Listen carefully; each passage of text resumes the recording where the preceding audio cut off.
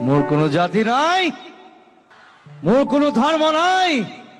মোৰ কোনো ভগবান নাই। আমাৰ সৈতে আছে জুবিন দা, যি নাগৰিকত্ব সংশোধনী বিধেয়কখন গৈ নাগৰিকত্ব সংশোধনী আনি হোৱাৰ পাছতো আজি হাৰ মানি থকা নাই, ওলাই আহিছে ঘৰৰ পৰা। জুবিন দা, কেবগুচি কে হ'ল, ইয়াৰ পিছত কি হ'ব এতিয়া? এইটো কেলা হ'ব। এগৰাকী শিল্পীয়ে মই দেখিছোঁ প্ৰতিবাদ কৰিব গৈ কৈ দিছে আমি ভগৱান নামানো। এটা আমিতো ভগৱান মানো। গতিকে অসমৰ মানুহ আৰু তেওঁলোকৰ লাইন একে আছে নে নাই? এজনে কৈছে আমি ভগৱান নামানো, কিন্তু মইতো জানো অসমৰ 90% মানুহে ভগৱান মানে। এজিপি দেখিলোঁ, কংগ্ৰেছ দেখিলোঁ, এতিয়া বিজেপি দেখিছোঁ, সকলোখিনি একেই। চব লংকাত গৈ পেলাই ৰাৱণ হৈ যায় প্ৰথম কথা। গতিকে সেইটো বস্তু বাৰে বাৰে নহ'ব। বাৰে বাৰে গোটেই জীৱনটো যদি এইটো চাই থাকিবলৈকে জন্ম হৈছোঁ আৰু তেনেহ'লে বেলেগ দেশত গুচি যোৱা ভাল, বেলেগ জেগাত গুচি যোৱা ভাল। গতিকে কিন্তু যাবৰ মন নাই অসম এৰি, প্ৰথম কথা। আৰু এইটো নিজৰ দায়িত্ব বুলি হ'ব আমাৰ, যে কিবা এটা বেয়া হৈছে অসমৰ কাৰণে, সেইটো কাৰণে ওলাই আহিছোঁ। মই কোনো ৰাজনীতিবিদো নহয়, মই ৰাজনীতিৰ লগত জড়িতও নহয়, মই কংগ্ৰেছো নহয়, বিজেপিও নহয়, মই এজিপিও নহয়। প্ৰথম কথা, NRC পিছত কে পিছত MPR, তাৰপিছত কি হয় নাজানো। মই ফটকৈ খং উঠিলে বেয়া শব্দ ওলাই যাম মোৰ মুখৰ পৰা, চৰি, আজি নকওঁ। চ' সেই বেয়া শব্দলৈ যোৱাৰ পৰিৱেশটো সৃষ্টি কৰিছে কোনে? এইটো বিজেপিয়ে কৰিছে প্ৰথম কথা। বহুতে মনে মনে ভিতৰত থৈ দিয়ে, ক'বলৈ বেয়া পায়, ষ্টেজত নকয়, মই কৈ দিওঁ। মই ভয় কৰা মানুহ নহয়, কাকো ভয়ো নকৰোঁ, কাকো খাতিৰো নকৰোঁ, ঘেণ্টা খাতিৰ নকৰোঁ কাকো, বিজেপি হওক কংগ্ৰেছ হওক। মই গান কৰিম, চিনেমা কৰিম, মোৰ সেইটোৱে কাম। মোৰ যিটো কামৰ কাৰণে পঠাইছে ঈশ্বৰে, মই সেইটো কামেই কৰিম আপোনালোকৰ কাৰণে, মৰালৈকে কৰিম।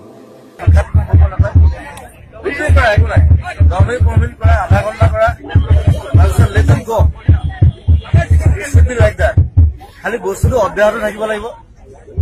টেম্পাৰমেণ্ট শুড বি দেয়াৰ। যিটো বস্তু আৰম্ভ কৰিছো তাক শেষ নকৰাকৈ নেৰো।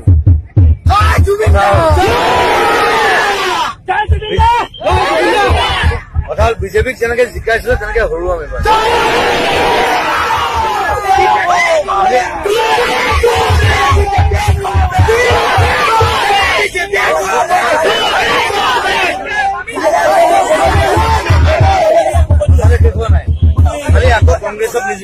শেখৰক পিটিম বুলি কৈছে, মোৰ আগত কৈছিলে তাক কালি পিটিম ৰ বুলি, এনেকুৱা মানে বহুত খুব খং কৰিছিল। শ্যাম কোনো মন্ত্ৰ পাতি নাজানে, কিন্তু সেইজন মানুহক এক্সপ'জ কৰি দিলে, সেইজন মানুহৰ কৰি দিলে। আৰু শেখৰ মই ঘৰতো গৈছিলোঁ, জুবিন দাৰ লগতে গৈছিলোঁ। একেবাৰে সৰু ঘৰ এটা, আছাম টাইপৰ ঘৰ এটা, মানে যিটো ৰুমত বহিছোঁ তাতে খাইছোঁ, তাতে ষ্টুডিঅ'ৰ ছেটআপটো আছিলে। কিন্তু আজিতো সি 3 তলা বিল্ডিং বনালে। এইবিলাক চব জুবিন দাক লুটি পুটি মানে বনাইছে। আৰু বহুত ইনষ্ট্ৰুমেণ্ট তাৰ ষ্টুডিঅ'ত জুবিন দাৰ পৰা লৈ গৈছে এইবিলাক। শেখৰ যদি গোস্বামী যদি নাথাকিলে হয় জুবিন গাৰ্গৰ লাইফত, আজি যে আমি 38,000 গান যে পাইছোঁ, আমি 1 লাখ গান পালোঁ হয়। জাষ্টিছ ফৰ জুবিনটো চাওক, চবেই বিচাৰে। আৰু এইটো ট্ৰেণ্ডটো মানে কি হৈছে, মানুহ কিছুমান চখতো কৈ আছে জুবিন গাৰ্গৰ যিটো মৃত্যু, সেই মৃত্যুৱে কিন্তু ন্যায় দি গৈছে। 8 পৰা 10 বছৰমান হ'ব তেওঁৰ লগত আছিলোঁ। আৰু মই একচুৱেলি প্ৰফেচনেলি নাছিলোঁ, মোৰ ওচৰতে দোকান আৰু নেক্সট বাউণ্ডাৰী তেওঁৰ ঘৰ। তো এনেকৈ ৰাতিপুৱা গধূলি আমি লগ হৈ থাকোঁ আৰু একেলগত ঘূৰি থাকোঁ, তেনেকুৱা বন্ধু আছিলোঁ। মানে আমি নিস্বাৰ্থভাৱে তেওঁৰ লগত আছিলোঁ, সেইটোৱে আৰু। বাকী যিখিনি মানুহ এইবোৰ সিদ্ধাৰ্থ শৰ্মা হওক বা শেখৰজ্যোতি গোস্বামী, এইবোৰ তেতিয়া একেবাৰে আছিলে, নতুন আছিলে, আকৌ নতুনকৈ আহিছিলে। কিছুদিন পিছত মই গম পাইছিলোঁ যে এইকেইটা ল'ৰা সিমান ভাল নহয়। বিশেষকৈ শেখৰৰ কথা মই আগতে কৈছিলোঁ জুবিন দাক, কিন্তু জুবিন দাক কেতিয়াবা খং উঠে যদিও পিছত আৰু পাহৰি যায়, পিছদিনা আকৌ তেওঁ ঠাণ্ডা হৈ যায়। ৰাতি কেতিয়াবা খঙো কৰে, বোলে ইয়াক কালি পিটিম, এনেকৈ কয় আৰু। তাৰপিছত শেখৰে মানে কথা লগাব জানে, বিৰাট ভুলাব জানে, আৰু জুবিন দাক ভুলাব একেবাৰে ইজি। তো এনেকৈ সি থাকি গ'ল, মানে কি কয় এইটো পৰজীৱীৰ নিচিনা। এই জুবিন দাই কৈছিলে এদিন শেখৰক পিটিম বুলি কৈছে, মোৰ আগত কৈছিলে তাক কালি পিটিম ৰ বুলি, এনেকুৱা মানে বহুত খুব খং কৰিছিল। তাৰমানে কিছুমান কথা গম পাই যায়তো,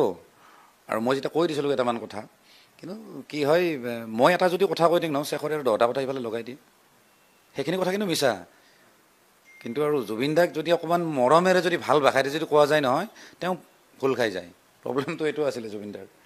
আছে আমিতো দিনে ৰাতি লগ হৈ থাকোঁ। মানে জুবিন দাৰ ৰাতিপুৱা 7-8টা মানত শুৱে, দুপৰীয়া শুব লয় আৰু উঠে ধৰা 5টা 6টাত উঠি পেলাই মোক ফোন কৰে তো আমি দুটাই একলগত ওলাই যাওঁ আৰু ক'ৰবাত দুইজনে যাওঁ মই গাড়ীখন চলাওঁ তেওঁ বহে তেনেকুৱা আৰু ধৰক আমি ক'ৰবাত ৰেষ্টুৰেণ্টত কিবা খালোঁ ল'লোঁ এনেকুৱা আৰু তাৰপিছত বজাৰ চজাৰ কৰি আমি ষ্টুডিঅ'ত যাওঁ এইটো মানে ৰেগুলাৰ এটা হেৰি আছিলে আৰু ৰেগুলাৰ আমাৰ মানে হেৰি আছিল কাম আছিলে তো তেনেকৈ লগ পাইছিলোঁ বাকী শেখৰৰ কথাখিনিতো ক'লোৱে সি তেতিয়াৰ পৰাই সি বদমাচি কৰি আছিল জুবিনদাৰ ঘৰৰ বস্তু চুৰ কৰে কিবা কিবি বস্তু নোহোৱা কৰে এতিয়া খাৰগলে যেতিয়া ষ্টুডিঅ' বনাইছিলে নহয় প্ৰথম তেতিয়া সেই আগৰ যি ফেন চেন আছিলে ফেনবিলাকো সি লৈ গৈছে মানে মই যিমানখিনি জানো আৰু এতিয়া সি নাই বুলি ক'ব পাৰে মোৰ কথাখিনি মিছা বুলি ক'ব পাৰে সি কিন্তু তেনেকুৱা ধৰণৰ কাম কৰিছে মানে সৰু সুৰা বস্তু সি লৈ যায় আৰু বহুত ইনষ্ট্ৰুমেণ্ট তাৰ ষ্টুডিঅ'ত জুবিনদাৰ পৰা লৈ গৈছে এইবিলাক জুবিনদাই পাহৰি যায় কেতিয়াবা মনত বোলো এইটো ক'ত গ'ল এইখন কীবৰ্ডখন ক'ত গ'ল তেতিয়া মোৰ তাত আছে বাছ সেনেকৈ কিন্তু জিন্দগী ভৰি ইউজ কৰি থাকে মানে বিৰাট ধূৰ আছিলে আৰু শেখৰৰ মই ঘৰতো গৈছিলোঁ জুবিনদাৰ লগতে গৈছিলোঁ একেবাৰে সৰু ঘৰ এটা আছাম টাইপৰ ঘৰ এটা মানে যিটো ৰুমত বহিছোঁ তাতে খাইছোঁ তাতে ষ্টুডিঅ'ৰ ছেটআপটো আছিলে কিন্তু আজিৰ ডেটত সি 3তলা বিল্ডিং বনালে এইবিলাক চব জুবিনদাক লুটি পুটি মানে বনাইছে তো বেলেগ পইচা নহয় এইবিলাক মানে চব প্ৰত্যেকটো কথাতে মানে দালালি শেখৰৰ চব কথাতে এইবিলাক যে শ্ব'বিলাক পাতে তাৰ পৰা দালালি খায় সিদ্ধাৰ্থৰ লগত লগ লাগি যিমানবিলাক মিউজিচিয়ান আছে তাহাঁতৰ পৰা দালালি খাব আৰু যিমানবিলাক গান ৰেকৰ্ড হয় সি এজন ৰেকৰ্ডিষ্টে কাম কৰিছিলে তো ৰেকৰ্ড হিচাপে সি এনেই পইচা 2-3 হাজাৰ 4 হাজাৰ লৈ থাকে মানে পাৰ চং চবৰ পৰাই লয় আৰু মানুহবিলাকে কি হয় জুবিনদাক নকওঁ আৰু জুবিনদাই বেয়া পাব জুবিনদাই ভাবিব কি আৰু সৰু সুৰা 2-3 হাজাৰ টকাত মাথা মাৰি আছা কিন্তু তেনেকৈও সি পইচা চবৰ পৰা লুটিছিল অসমৰ যিমানবিলাক প্ৰডিউচাৰ আছে তাত গানৰ কাম কৰিব আহিলে সি এক্সট্ৰাকৈ পইচা ল'বই ইভেন প্ৰসেনজিৎ লাহন যে তেখেতে এটা ফেচবুক লাইভত কৈছিলে যে শেখৰজ্যোতি গোস্বামী যদি নাথাকিলে হয় জুবিন গাৰ্গৰ লাইফত আজি যে আমি 38,000 গান যে পাইছোঁ আমি 1 লাখ গান পালোঁ হয় মানে ইমান খেলি মেলি কৰে মানুহক টাইম নিদিয়ে তাৰ নিজৰ মতে কৰে মানে সি মানে জুবিন গাৰ্গক মানে 100 গুণ ওপৰত ডাঙৰ মানুহ বুলি ভাবে সি টাইম নিদিয়ে ৰেষ্ট লৈ থাকে মই কালি যাম মই আজি মোৰ সময় নাই মোৰ গা বেয়া এইবোৰ মানে শেখৰ বোলা বস্তুটো ভাইৰাছ আছিলে সঁচা কথাত ক'ব গ'লে যিটো বস্তু হ'ব নালাগিছিল কাৰণ সি যিহেতু অসমীয়া ল'ৰা জুবিনদাক বুজি পাব লাগিছিল বাকী সিদ্ধাৰ্থ হওক বা তাৰচেম মিটাল জানা ন যিজন মালিক তাহাঁতোতো অভিয়াছলি সিমানখিনি চেণ্টিমেণ্ট নাথাকিব পাৰে সিহঁতে জানে যে হি ইজ এ প্ৰডাক্ট গতিকে এই প্ৰডাক্টক আমি কেনেকৈ চেল কৰিব লাগে তাতে সেইটোৱে জানে এজ এন মাৰৱাৰী কাৰণ তাহাঁতে বিজনেছ মাইণ্ডেড হয় গতিকে জুবিন গাৰ্গক আৰ্টিষ্ট কম বা এজন জুবিন গাৰ্গৰ যিটো ব্যক্তিত্ব সেইটো কম বাকী এজ এ প্ৰডাক্ট হিচাপে তেওঁলোকে বেছি ইউজ কৰিছিল ব্যৱহাৰ কৰিছিল জাষ্টিছ ফৰ জুবিনটো চাওক চবেই বিচাৰে আৰু এইটো ট্ৰেণ্ডটো মানে কি হৈছে মানুহ কিছুমান চখতো কৈ আছে কিছুমানে জাষ্টিছ ফৰ জুবিন গাৰ্গ বুলি লিখি আছে তাৰপিছত আকৌ চৰকাৰক গালি পাৰি আছে মই ভাবোঁ চৰকাৰক গালি পাৰি লাভ নাই চৰকাৰে কাম কৰি আছে আৰু যিহেতু বিষয়টো অকণমান ডাঙৰ বিষয় এখন বেলেগ দেশত হ'ল বা ইয়াতে বহুত মানুহ জড়িত আছে ক'ব গ'লে গতিকে যিখিনি জাজমেণ্ট হ'ব বা চাৰ্জশ্বিট বনাওঁতে অভিয়াছলি টাইম লাগিব পাৰে আৰু মোৰ দৃষ্টিত এটা কথা কওঁ মানে জুবিন গাৰ্গৰ যিটো মৃত্যু সেই মৃত্যুৱে কিন্তু ন্যায় দি গৈছে মোৰ দৃষ্টিত আমি মৃত্যুৰ কাৰণে ন্যায় যদি নিবিচাৰোঁ ইভেন মৃত্যুটোৱে কিন্তু ন্যায় দি গৈছে এতিয়া ধৰা যদি মৃত্যুটো যদি ছিংগাপুৰত নহ'ল হয়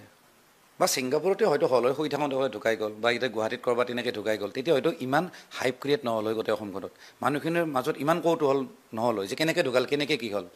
গোটেই পাব্লিকক হিন্দু মুছলিম চবকে এক কৰি দিলে ঠিক আছে আৰু এনেকুৱা এটা মানে হেৰি কৰি দিলে য'ত শেখৰৰ নিচিনা হওক সিদ্ধাৰ্থৰ নিচিনা হওক বা যিমানখিনি হেৰি মানুহ আছিলে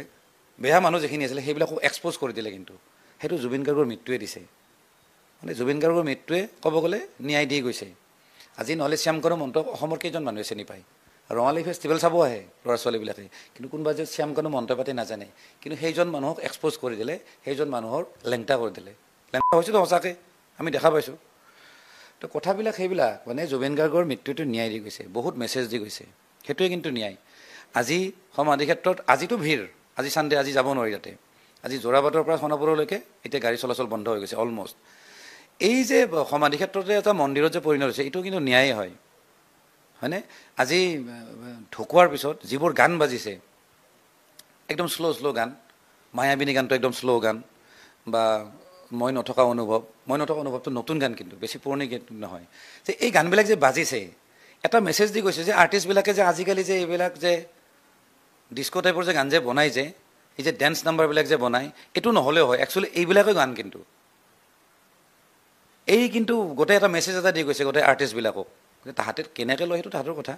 কিন্তু এইটো এটা কিন্তু ন্যায় কিন্তু মানে জুবিন গাৰ্গে বহুত কিবা কিবি কৰি গ'ল ক'ব গ'লে এতিয়া ৰাজনৈতিক যিটো এটা হেৰি এটা সৃষ্টি হৈছে এটা পৰিৱেশ মানে পলিটিকেল হেৰি সেইটো কিন্তু জুবিন গাৰ্গে কৰি গৈছে জুবিন গাৰ্গৰ মৃত্যুৱে বুজাই গৈছে যে ৰাজনীতি নহ'ব এতিয়া ৰাজনীতি কৰাটো উচিত নহয়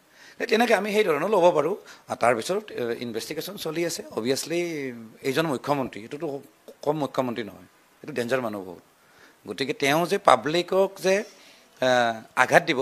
বা পাব্লিকৰ চেণ্টিমেণ্টত যে আঘাত দিব মই ভাবোঁ সেইটো কেতিয়াও নহয় পাব্লিক চেণ্টিমেণ্ট যোনফালে যাব তেওঁ সেইফালে কাম কৰিব একদম চিয়'ৰ গতিকে আমি দুদিন ধৈৰ্য ধৰাটো দৰকাৰ আৰু যিহেতু ছিংগাপুৰৰ হেৰিও কি যিখিনি এডমিনিষ্ট্ৰেশ্যন তেওঁলোকে ইনভেষ্টিগেশ্যনত লাগি আছে গতিকে বস্তুবিলাক জইন কৰি তাৰে ৰিপৰ্ট আহিব ভিজাৰৰ ৰিপৰ্ট আহিব পষ্টমৰ্টম ৰিপৰ্ট আহিব ছিংগাপুৰৰ পষ্টমৰ্টম ৰিপৰ্ট বা গুৱাহাটীৰ পষ্টমৰ্টম গোটেই বস্তুবিলাক একলগ কৰাই চামাৰি এটা ওলাই পেলাই চাৰ্জশ্বিট বনিব তাৰপিছত যদি তেওঁলোকে যদি সঁচাকৈ যদি প্ৰিপ্লেন কৰি মাৰ্ডাৰ কৰিছে তাৰ কাৰণে শাস্তি হ'ব আৰু যদি প্ৰিপ্লেন মাৰ্ডাৰ নাছিলে বা এক্সিডেণ্ট আছিলে বা অৱহেলা আছিলে অৱহেলাৰ কাৰণে যিখিনি শাস্তি হ'ব লাগে সেইখিনি অভিয়াছলি হ'ব আৰু শাস্তি মই ভাবোঁ চৰকাৰে নিদিলেও মানুহে দিয়াটো ফাইনেল তেওঁলোকে ৰাস্তাত কিন্তু ওলাব নোৱাৰে কোনোবাই মাৰি পেলাব যোনে গাড়ী চলাই থাকে সেই গাড়ী খুন্দিয়াই মাৰিব নহ'লে এনেও পাব্লিকে মাৰিব কিন্তু আৰু জেলতো মাৰিব মই জানো জেলত যিজনে ৰেপ কৰি কিনে সোমাইছে নহয় জেলত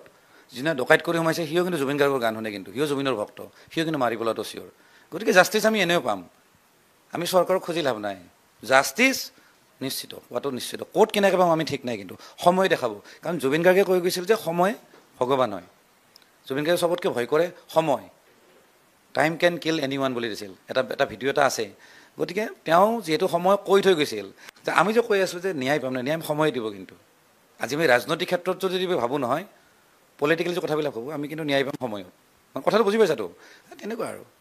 গতিকে অভিয়াছলি ন্যায় পাম বুলি আমি আশাবাদী এনেকুৱা কিবা কৈছিল নেকি জুবিন দাই যে মই এতিয়া হিচাপ ল'ম সিদ্ধাৰ্থৰ পৰা যিটো কথা আপুনি কৈছে ডিচেম্বৰ নহয় মই কৈছিলে ডিচেম্বৰৰ আগতে মই যেতিয়া তেওঁৰ লগত ডিচেম্বৰৰ পৰা পিছত নাইকিয়া হৈ গ'ল লাষ্ট জানুৱাৰী ফাৰ্ষ্ট উইকত বহিছিলোঁ এদিন তেওঁৰ তাতে গৈ পিনে তেওঁ সন্ধিয়া শুই উঠিছে তেতিয়া জয়ন্ত মই গৈছিলোঁ এই মাৰ্টখান সম্পৰ্কে গোটেই আমাৰ চিষ্টেমটোৰ কথা পাতিব তেতিয়া ধুনীয়াকৈ কথা পাতিছোঁ মোক কেতিয়াবা ড্ৰাই ফ্ৰুটছ খাব দিছিলে তাৰে হৈও মই কিবা ক'লোঁ মই ড্ৰাই ফ্ৰুটছ পঠালে নোখোৱা বেলেগে দিলে তুমি খোৱা এনেকৈও মোৰ লগত কিছুমান কথা হৈছিলে তো এনেকৈ তাৰমানে জুবিনক আমি কৈছিলোঁ যে তুমি পইচা পাতিবিলাখন অলপ ঠিক ঠাক কৰি লোৱা আৰু মোৰ তাতে যিখিনি আছে বেংকে দি আছে তোমাৰ কোনো টেনশ্যন নাই আজি নহ'লেও তুমি কালি পাবা কালি নহ'লে পৰে তোমাৰ পইচা মই চিন্তা কৰা নাই তো এনেকৈ লাষ্ট জানুৱাৰীত ফাৰ্ষ্ট উইকৰ ডেটটো মই পাহৰিলোঁ ফাৰ্ষ্ট উইক বুলি জানো আমি ফটো এখনো উঠিছিলোঁ ফটোখন আছে মোৰ তাত এতিয়াও জুবিন মই জয়ন্ত তাৰমানে তিনিও যেতিয়া নিবিড়ভাৱে লগ হওঁ নহয় আমি ফটো এখন উঠোঁ বা তেনেকৈ হাঁহি ধেমালি আমি তিনিটা কথা পাতোঁ তাৰমানে আৰু বিদেশতো তেনেকুৱা আছিল আমাৰ ইয়াতো তেনেকুৱা তো সেনেকৈ আমি কথাখিনি পাতি পেলাই মই গুচি আহিছোঁ কিন্তু সেইদিনা মই কৈ আছিলোঁ তুমি এইবিলাক ঠিক ঠাক কৰি লোৱা বন্ধু আৰু মই এটা কৈছিলোঁ তুমি ৰাতি এতিয়া কেইটাত কৈছে 12টাত শুই যাওঁ